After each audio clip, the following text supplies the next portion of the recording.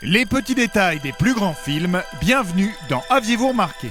Après son rôle mythique dans Scarface, Al Pacino a refait équipe avec Brian De Palma dans un film tout aussi culte, L'Impasse, ou Carlito's Way en version originale, le portrait d'un ancien gangster en quête de rédemption.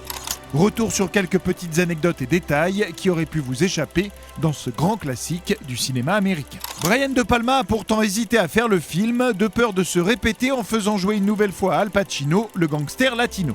Ce qui l'a fait changer d'avis est le scénario de David Koepp, que l'on connaît aussi pour ses adaptations des deux premiers Jurassic Park.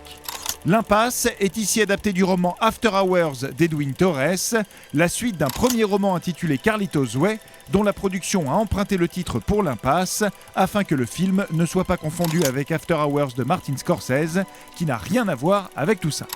Notons que ce premier roman, qui raconte la jeunesse de Carlito, a lui aussi connu une adaptation en 2005 sortie directement en DVD et intitulée L'Impasse de la rue au pouvoir. Seul Luis Guzman a repris son rôle entre les deux films.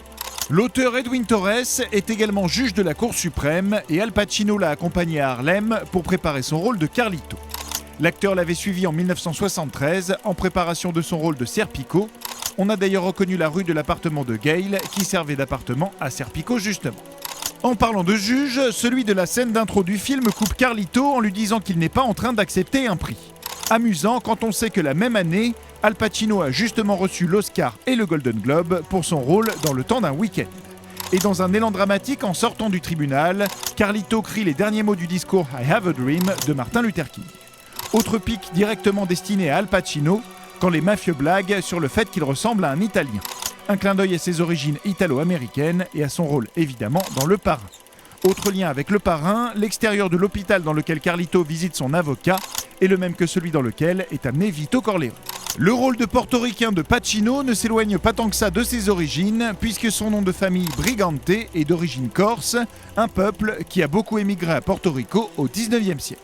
Dans Scarface, c'était un Cubain que jouait Al Pacino, qui avant de devenir le baron de la drogue cocaïnomane et ultra-violent que l'on aime tous, tenait un stand de fast-food appelé El Paraíso. Or, c'est ici le nom du nightclub de Carlito. Joli clin d'œil.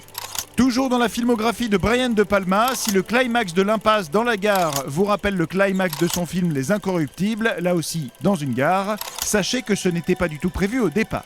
Initialement, le climax de l'Impasse était écrit pour le World Trade Center, mais après le premier attentat terroriste qui a eu lieu juste avant le tournage, le réalisateur a dû changer de décor.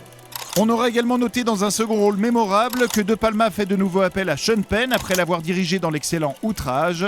Sean Penn est méconnaissable en David Kleinfeld, dont la coiffure mémorable rappelle énormément celle de l'avocat et auteur Alan Dershowitz, si bien qu'il aurait porté plainte contre la production du film. Autre petite référence, lorsque Carlito fait la cour à Gale par l'ouverture d'une porte, c'est une petite parodie du fameux plan de The Shining, eh oui, mais ça bien sûr, vous l'aviez remarqué.